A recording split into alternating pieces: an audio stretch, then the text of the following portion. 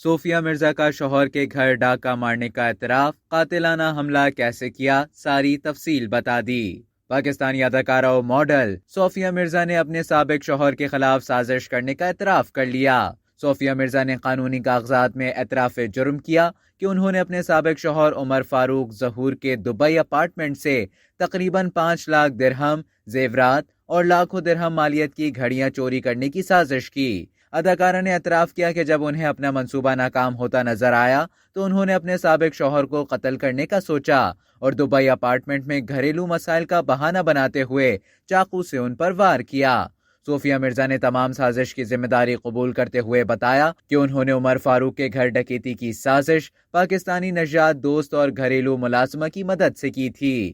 قانونی کاغذات کے مطابق صوفیہ نے اعتراف جرم کرتے ہوئے بتایا، میں نے دبئی میں اپنے شوہر کی رہائش گاہ امار ٹاور نمبر 2 اپارٹمنٹ نمبر 405 میں موجود ان کی الماری سے قیمتی اشیاء اور پیسے چوری کرنے کی سازش کی۔ اس سازش میں میری ملازمہ رضیہ اور ایک قریبی دوست نسرین شامل تھیں۔ صوفیہ مرزا نے تصدیق کی کہ میں نے سابق شوہر کے سامنے حقیقت آنے پر ان پر چاقو سے حملہ کیا۔